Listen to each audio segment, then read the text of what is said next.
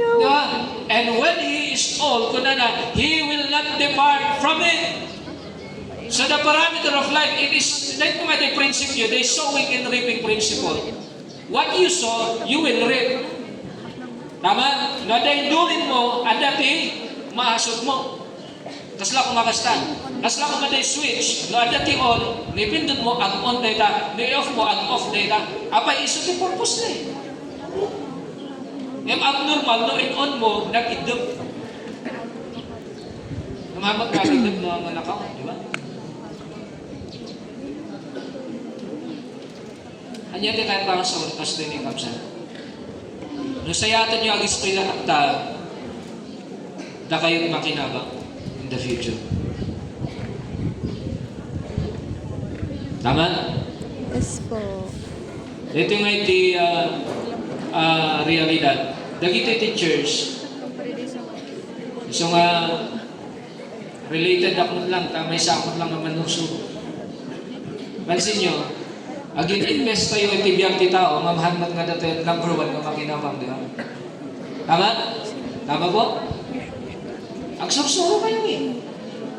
Ang suro ka ba't actually? Isudan itong pakinabang eh. O, anya lang maawat tayo. Thank you. Kasi pasalamat. O, salamat no mabigtig na tayo pa, nagiti na sursurwan tayo. Tama? Ngayon tayo kay kapsang estudyante. Listen to this. No, hamo nga isa-isaya ng ganda si Kantuter sa gawa. Kasigurado tayo na. Abaya, we have to learn the parameters of life.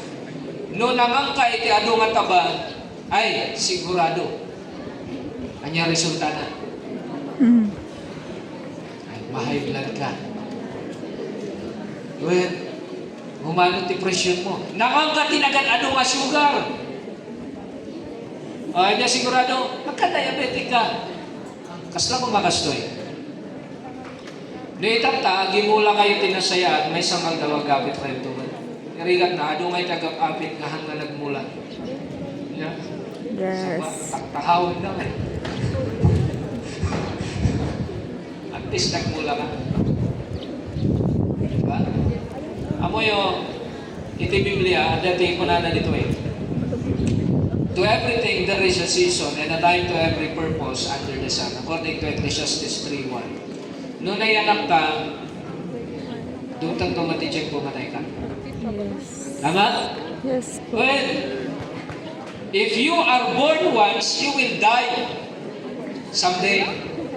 Ngayon iti Biblia, kung na, adati duwa mo pan nakatay. Adati second death, which is the death of our soul. Nga si ka, day kayo mabagi, matay ito, ang subliti tapo. Ngayon tayo siya kararuan, no mo ngayon nos ti relasyon mo kaniya po Diyos. Maisinan tumatiti Diyos, according to Revelations. There is a second death. That's why, itinay ito yung mga nagsama kahit kung may kasamantalan na ito. No, hamo pa yung masigurado ti langit. Anda, iti solusyon ngayon niya po Diyos. Anda. Anda, iti solusyon niya po Diyos. No, ada ti ang sakit kanya yung anya ti tayo. Agas. Hindi ada ti COVID, ada ti vaccine. Grabe lapit na niya. Tama? Amo yung kadi nagsaksakit tayo na yung spiritual. And hell is waiting for us. Whether you like it or not, kunay ti Biblia, as it is written, there is none righteous, no not one. Romans chapter 6 verse 23, for the wages of sin is death. Ngayon tinabintas, ada sumrana, ada agas na. But the gift of God is eternal life through Christ Jesus.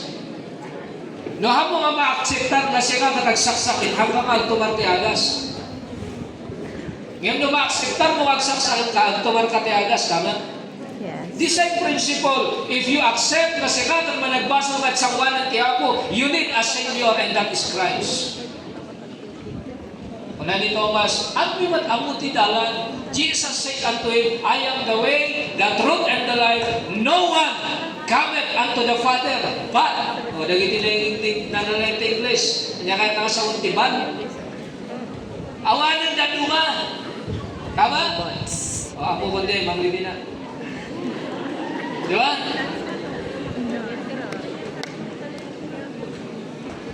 Kuna ni Jesus Christ, but by me. Ni Jesus lang awanan sa bali. Hanga relihiyon, salamat dagiti na ipapapada kapastor dito our churches, hanga na itati Savior. You know that. But we can teach them who is the Savior, and that is Jesus Christ. If you want to be right with God, if you want to secure one day na langit ipapanag, Jesus Christ is available.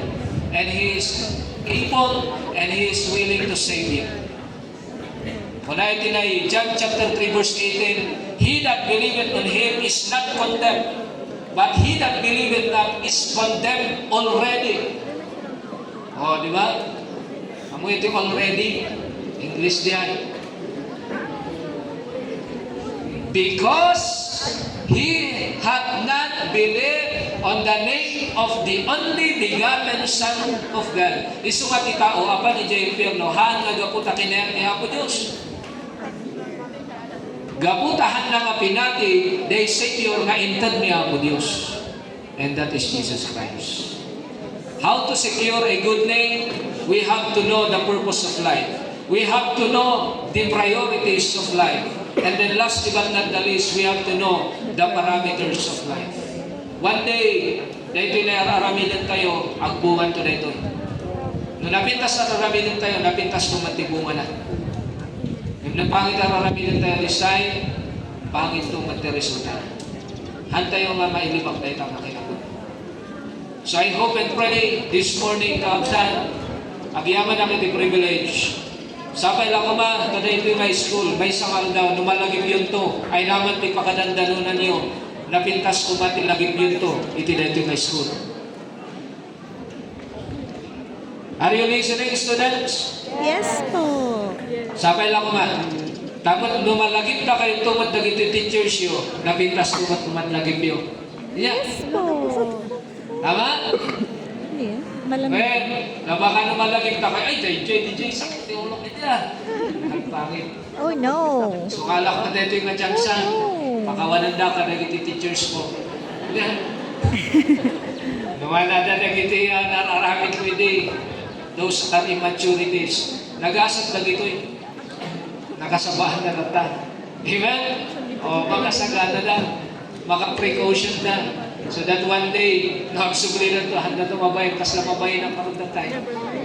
Kaya ma-torturan ko na. Diba? So, DJ lang, ito kayo kuwaigtan na mensahe, and I hope and pray that if this school wanted to secure a good name, according to your team, you are united by purpose. Sa kaila ko man, isuro tayo, anya the purpose to my school. Anya nagiti dapat may priorities tayo. Anya iti na resulta na ito araminan tayo. Dapat aware tayo dyan kabanan. Kaya I hope and pray na nagiti students, sapay lang ko man, kaada iti naadali. DJ lang, ni Apo Diyos ni Papadayawan, ngayon kaya tagyaman lang. Sublik man, ti mikropono iti na MC.